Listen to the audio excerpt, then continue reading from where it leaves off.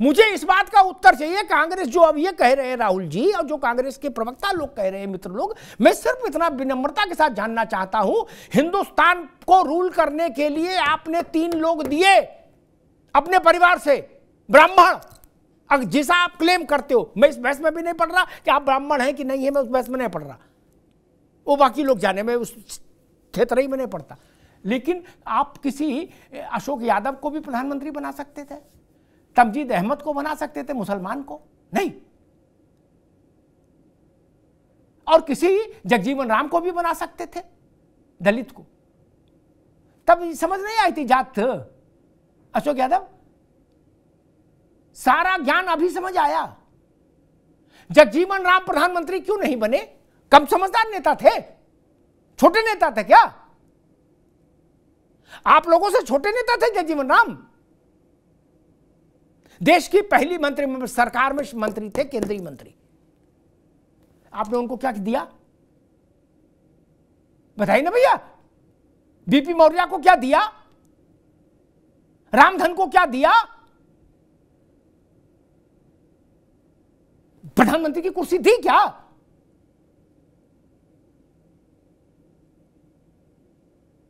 Bharatiya Janata party ने उसके पास 2 बार अवसर आया प्रधानमंत्री का। 1 बार अटल जी रहे और 3 बार, 1 बार अटल जी रहे और 3 बार ओबीसी। इसको सत्य को मिटा दें अशोक जी, हम आपको मिटा सकते हैं क्या? बताइए। अमिताभ जी देखिए, आपने बहुत लंबा चौड़ी बातें कही, लेकिन उसी क्रम में कम से कम आप एक बार ये बोल देते कि कांग्रेस ने दलित राष्ट्रपति भी दिया इस देश को, कांग्रेस ने दलित लोकसभा स्पीकर भी दिया इस देश को, और कांग्रेस और सपा और ये सब गठबंधन मिलके एपीजे अब्दुल कलाम को राष्ट्रपति भी बनाया इस देश का। ऐसा नहीं है अमिताभ जी कि एपीजे अब्दुल कलाम आप वो अपने खाते में न घसीटो। एपीजे अब्दुल कलाम वाजपेयी जी चुने थे भैया। आप तो दूर बैठ के देख रहे हैं, हम तो वहां खबर कर रहे थे। आप भी गजब करते हो यार। ना ना ना ना ना, ये जबरन किसी की गाय अपने घर में मत खींचो। सहयोग किया था, सहयोग तो सब करते हैं। सहयोग नहीं करोगे तो कहां जाओगे जी? फिर कहां जाओगे? सहयोग तो करना ही पड़ता है लोकतंत्र में मित्र, नहीं तो आपके पास ताकत हो, आप लड़ा लो उम्मीदवार जी। दूसरी बात अमिताभ जी देखिए, जो स्थिति आज है, जो वर्तमान परिदृश्य है इस देश का और प्रदेश का जी, आप देखिए, कांग्रेस ने जो भी गलतियां की वो की, उसमें कहीं कोई दिक्कत नहीं। लेकिन जो आज की कांग्रेस है, जो राहुल गांधी जी की कांग्रेस है और जो मल्लिकार्जुन खड़गे की कांग्रेस है, इस कांग्रेस में और जो पूर्व जमाने की कांग्रेस में जमीन आसमान का अंतर है अमिताभ जी। इस बात को आपको नोट करना पड़ेगा। आज राहुल गांधी नई सोच के साथ, नई ऊर्जा के साथ और नई व्यवस्था के साथ इस देश में एक नई लोकतांत्रिक व्यवस्था स्थापित करना चाहते हैं। और वो लोकतांत्रिक व्यवस्था क्या है कि जिसमें जितनी जिसकी संख्या भारी उसकी उतनी हिस्सेदारी, इसमें कहीं से लेस मात्र कोई कमी नहीं है, ना कोई गलत बात है।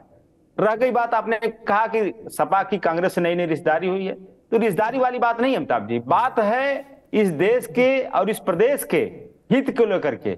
आप ये बताइए, इस प्रदेश का मुखिया जिसको मुख्यमंत्री कहते हैं, वो जब मुख्यमंत्री की आवाज को गंगा जल से धुलवाता है सिर्फ इसलिए क्योंकि उसमें रहने वाला व्यक्ति ओबीसी समाज से आता है, ये शेमफुल है अमिताभ जी। और इसी प्रदेश में कन्नौज में जब हमारे राष्ट्रीय अध्यक्ष जी गए मंदिर में, यही भाजपाई नफरती भाजपाई उस मंदिर को भी गंगा जल से धुलने का काम किए। अमिताभ जी, इस देश में अगर नफरत फैलाने का और हिंसा फैलाने का किसी को श्रेय जाता है तो भारतीय जनता पार्टी को जाता है अमिताभ जी।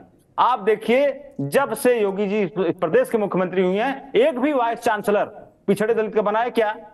आज जब डीजीपी की बात होती है, जब चीफ सेक्रेटरी की बात होती है, जब जिलों में जिलाधिकारी बनाने की बात होती है, जब पुलिस अधीक्षक बनाने की बात होती है, तब ओबीसी दलित कहां जाता है? तब वो नहीं रहता है। लेकिन जब बात कांवड़ यात्रा की होती है, तब उसमें ऐसा एक मसाला फेंक देंगे ताकि सब लोग अपनी अपनी बातें भुला जाएं। लेकिन जब उनको हिस्सेदारी देने की बात होती है तो वहां पे बड़ा बड़ा लिखा जाता है NFS नॉट फाउंड सुटेबल। और ये सारी चीजें जी 69,000 शिक्षक भर्ती में पिछड़ों का हक मार लिया जाता है। अशोक जी, तमाम ऐसी बात की जाती है अमिताभ जी, ठीक, जिसमें पिछड़ों बिल्कुल ठीक बात है। तो हम लोग अशोक जी ने भागीदारी का विषय उठाया और बेसिकली ठीक है अशोक भाई, कांशीराम जी का दिया हुआ नारा है बाकी लोग उसको अपनी सुविधा से उपयोग करते, जिसकी जितनी संख्या भारी उसकी उतनी हिस्सेदारी। ये कांशीराम का कॉइन किया हुआ नारा है। खैर, मैं एक बात नहीं समझ पा रहा, अशोक जी ने बातें कही बड़ी अच्छी कही। पिछड़ों में केवल यादव नहीं, एक तथ्य। दूसरा तथ्य, दलित बड़ी आबादी है। तीसरा तथ्य, मुसलमान बड़ी आबादी है उत्तर प्रदेश में। क्या 3 तथ्य मैंने रखे। पिछड़ों का मतलब केवल यादव नहीं, उसमें 3000 और जाति उपजाति हैं, और यादवों में भी घोसी और कमरिया है, अशोक भाई जानते हैं। और दलित और मुसलमान। क्या 4 बार चीफ मिनिस्टरशिप रही अशोक भाई आपके घर में, ठीक, 4 बार। धनीराम वर्मा बने क्या? आजम खान बने क्या? बता ही दीजिए ना, बने हो तो बता दीजिए। जिसका चेहरा लगा के अब आप फिर ये ना ये घोर माठा ना करो। अभी कह रहे जिसकी जितनी संख्या भारी उसकी उतनी हिस्सेदारी, बोले इसमें लेश मात्र संदेह नहीं। अग्निहोत्री जी, मैं आपकी बात को सच मान के पूछ लिया, मुझे क्या पता कि बातें कहने की है, अंदर दूसरा खेल चलेगा। 17% मुसलमान है कि नहीं उत्तर प्रदेश में? आजम को क्यों नहीं बनाया 4 बार में? एक बार आजम को भी लॉटरी लगनी चाहिए थी, नहीं लगी। धनीराम वर्मा क्यों नहीं लगी? छोटे नेता थे। ये जो अवधेश है, अब जीत के गए फैजाबाद से, इन्हें क्यों नहीं बनाया? दलित का भी 22-23% हिस्सेदारी है यूपी में। एक बार माना कि पहली बार आप रह लेते अशोक भाई, 3 बार और रहे ना। एक बार दलित दे देते, एक बार मुसलमान दे देते, एक बार ओबीसी नॉन यादव दे देते, आपके माथे रोली चंदन लग जाता और ये हो जाता कि जिसकी जितनी संख्या भारी उसकी उतनी हिस्सेदारी। इस नारे को शब्दशः चरितार्थ करने वाली पार्टी केवल इस अखंड भूमंडल में समाजवादी पार्टी है। ये इतिहास में दर्ज हो जाता मित्र। और इन बातों मेरी रुचि नहीं, जिनकी हो उनको मेरा प्रणाम। कि बोले नहीं हमने वो भोगांव ब्लॉक कमेटी का अध्यक्ष बनाया था, नहीं कुछ नहीं। मूल बात है राजा किसका है। क्या सिपाही की भर्ती थोड़ी राजत्व तय होगा मित्र। मूल बात इतनी सी जो मैंने आपके सामने रख दी। वैसा बंटवारा ना कांग्रेस ने भी नहीं किया और आपने भी नहीं किया। 4 बार कम नहीं होता। हम एक बार रह लिए, फिर एक बार प्रशांत पटेल रहे, एक बार अशोक जी रहे, एक बार तमजीद भाई रहे, एक बार संजय रहे। ये ना तरीका होना चाहिए बंटवारे का। बोले सिंहासन मेरा, बाकी सब ढोल बजाओ, ये कहां चलेगा। खैर प्रशांत पटेल जी, मूल बात आप समझ ही रहे भाई। विपक्ष ये कह रहा है कि आप जातिगत गणना जनगणना के विरोध में हैं और इसीलिए आप राहुल गांधी को, अखिलेश यादव को उनके जाति आधार पर अपमानित करने का काम कर रहे हैं। कर्नाटक में कांग्रेस की सरकार है जी, और सिद्धारमैया जी पिछली बार मुख्यमंत्री थे तो उन्होंने जातिगत सर्वे कराया था। रिपोर्ट कांग्रेस सरकार के पास है। कांग्रेस उसकी रिपोर्ट सार्वजनिक क्यों नहीं कर रही है? भूपेश बघेल जी की सरकार थी छत्तीसगढ़ में 5 साल तक। चुनाव से पहले एक पत्रकार ने सवाल पूछा कि आपने जातिगत जो जनगणना सर्वे कराया था उसकी रिपोर्ट क्यों नहीं सार्वजनिक कर रहे हैं? तो भूपेश बघेल जी ने मुस्कुराते हुए जवाब दिया कि अरे भाई वो सर्वे हमने कराया था अपने यूज के लिए कराया था, हम उसको सार्वजनिक नहीं करेंगे। तो 2 राज्यों में तो कांग्रेस सरकार कर सकती है। झारखंड में भी कांग्रेस की सरकार है और हिमाचल में भी सरकार और तेलंगाना में भी सरकार है। तो कम से कम जहां जहां कांग्रेस की सरकारें हैं वहां पे तो अपनी सर्वे करा कर सकती है ना। बिहार में इन्होंने किया ना, नीतीश जी ने किया। तो बाकी सरकारें अगर जहाँ पे हैं सरकारें, जो 2 राज्यों में तो हो चुकी है, वहां की कर दें। तो आप अगर स्वयं कुछ करके दिखाते हैं तो आपकी बात मजबूत होती है। अब खाली सोता चना, आप चूंकि विपक्ष में केंद्र में तो आप कुछ कर नहीं सकते, तो हमारे पर आरोप लगा रहे हैं। यहाँ राज्य में वहां कर दीजिए। दूसरी एक बात है कि भाई ये जो आज की जो कांग्रेस, नई कांग्रेस है, खड़गे जी राहुल जी की कांग्रेस है, और ओबीसी की बात करते हैं। आज TWC में 84 सदस्य हैं कांग्रेस के, खड़गे जी की टीम में। तो उसमें किसी के केवल 16 सदस्य हैं, 19%। अनुसूचित जाति के 12 सदस्य हैं, केवल 14%। ये लोग कहते हैं SC OBC की आबादी 85% है, लेकिन यहाँ तो खाली 33% ही हो पा रहे हैं। और मैं बताता हूँ, आज तक जो कांग्रेस ने 250 मुख्यमंत्री बनाए, उनमें से केवल OBC बनाए 43, यानी कि 17%। कांग्रेस के 8 महासचिव हैं, 8 महासचिवों में खाली 1 OBC है। ये कांग्रेस का सामाजिक न्याय है, ये कांग्रेस का ओबीसी प्रेम है। प्रधानमंत्री वाली बात तो बनाई दिया, किसी प्रधानमंत्री एससी ओबीसी को नहीं बनाया, ना किसी माइनॉरिटी को बनाया। समाजवादी पार्टी की बात आते हैं। राज्यसभा में परमानेंट रामगोपाल यादव जी नेता हैं समाजवादी पार्टी के।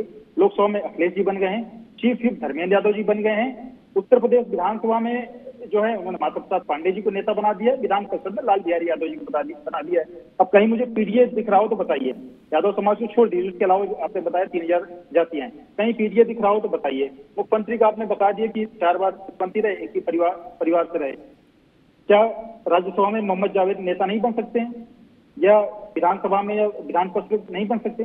ये इनका कसनी और करनी में अंतर है। आप ये स्वयं ना तो करके दिखाते हैं। जब अखिलेश जी की सरकार थी तो मुख्यमंत्री से लेकर के प्रदेश अध्यक्ष, राष्ट्रीय अध्यक्ष, सारे लोग यही लोग थे, परिवार के ही लोग थे। तब इनको बाहर कोई नहीं दिखता है। जब सत्ता से बाहर आते हैं तो पीडीए याद आ जाता है, रिप्रेजेंटेशन देना हो तो पीडीए आ जाता है। अभी एनएसयूआई की लिस्ट आई उत्तर प्रदेश की, उसमें प्रदेश प्रभारी, प्रदेश अध्यक्ष से लेकर के लगभग 20 में से 15-16 लोग एक ही जाति, उसमें ना तो एक बीएससी है ना एक एससी है।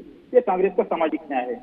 इसलिए कांग्रेस की बात हो भाई, ये जो प्रश्न उठता है इससे उनकी जात की बात उठती है, तो जात की इससे बताने के लोग शर्म कर रहे हैं, क्योंकि इनके कहनी कुछ और है, कथनी कुछ और है।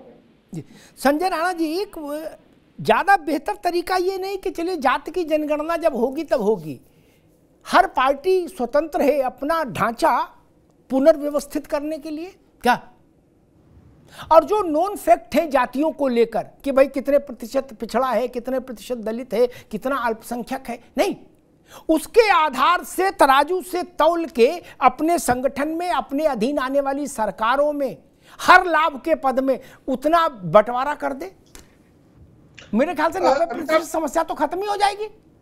अगर आपको 100 जिलाध्यक्ष बनाने हैं तो ये तय मानिए कि फिर आप पिछड़े, दलित और माइनॉरिटी मिला के 75 उनमें से बनाइए, 25 में बाकी में रखिए। नहीं जी अमिताभ जी, बिल्कुल ऐसा किया जा सकता है, लेकिन बड़ी अभी मैं चर्चा सुन रहा था, अशोक यादव जी ने बोला है कि नई कांग्रेस है, नए विचार है, नए नेता है। बिल्कुल नई कांग्रेस है, इसमें नो डाउट नई कांग्रेस है, नए विचार है, लेकिन विचार बोलने और करने में अलग अलग है। तेलंगाना में अगर आप बोलते हो जितनी जिसकी हिस्सेदारी उसकी उतनी भागीदारी, तो भैया तेलंगाना में तो 57% ओबीसी है, तो भैया चीफ मिनिस्टर ओबीसी क्यों नहीं बनाया? दूसरा प्रश्न, हिमाचल प्रदेश में तकरीबन हर डिस्ट्रिक्ट में 20 से 25% एससी है और 10% एसटी है। भैया हिमाचल प्रदेश में ठाकुर क्यों बना हुआ है? भाई उससे भागीदारी होनी चाहिए ना। मंत्रिमंडल में एससी की भागीदारी कितनी है? 0%, 0। तो भैया कथनी और करनी में अंतर है। कांग्रेस पार्टी के बाकी चीजों के बारे में भारतीय जनता पार्टी के प्रवक्ता ने ऑलरेडी बता दिया है। तो देखिए, अगर आपको काम करना है तो आप जहां पे सत्ताधारी हैं या अपनी पार्टी में उसका जो क्रियाकरण है उसको बनाने के बाद लोगों के लिए रोल मॉडल बन सकते हैं। आप ना हिमाचल में बन पा रहे हैं, ना आप तेलंगाना में बन पा रहे हैं, ना आप छत्तीसगढ़ में, झारखंड में बन पा रहे हैं, ना आप कर्नाटका में बन पा रहे हैं, ना ही आप पार्टी में बन पा रहे हैं, ना ही पार्टी में ऐसा कोई काम हो रहा है, ना ही आपका इतिहास। ठीक है संजय, रुकना होगा। तमजीद अहमद साहब, जहां आपकी सरकार है वहां तो आप करके दिखा दो, सबका मुंह बंद कर दो। नहीं, जाति आधारित आर्थिक सर्वे जैसा बिहार में हुआ और आप कह रहे हो हम ही लोगों ने कराया, तो वैसा अपनी यहां तो तुरंत करा के और पहली फुर्सत में उसको पब्लिक करो, सबका मुंह बंद हो जाएगा। नहीं अमिताभ जी, मैं आपके सुझाव से हम लोग सहमत हैं, और ये हमने बिहार में कराया और सारे राज्यों में कराएंगे, और जब हमें देश में हमारी सरकार आएगी तो हम पूरे देश में कराएंगे। और देश की बात तो बाद में कर लेना, पहले तो कराओ। और मैं जी नहीं, कर्नाटका में भी कराएंगे, तेलंगाना में भी कराएंगे, झारखंड में भी होगा जी, हर राज्य में होगा, और जब हम देश में सत्ता में आएंगे तो कराएंगे। अभी बात कर रहे हैं तेलंगाना की, क्या सिद्धरामैया जी पिछड़े नेता नहीं है? Does he not belong from OBC? Charanjit Singh Channi ji क्या एससी लीडर नहीं थे जिनको कांग्रेस पार्टी ने मुख्यमंत्री बनाया? ठीक। क्या नीतीश कुमार जी ओबीसी मुख्यमंत्री नहीं जिनको कांग्रेस पार्टी ने समर्थन दिया था? क्या गहलोत साहब ओबीसी नेता नहीं जिनको कांग्रेस पार्टी ने चीफ मिनिस्टर बनाया था? आप क्या बात करेंगे और कहां तक बात करेंगे? ठीक है तमजीद भाई।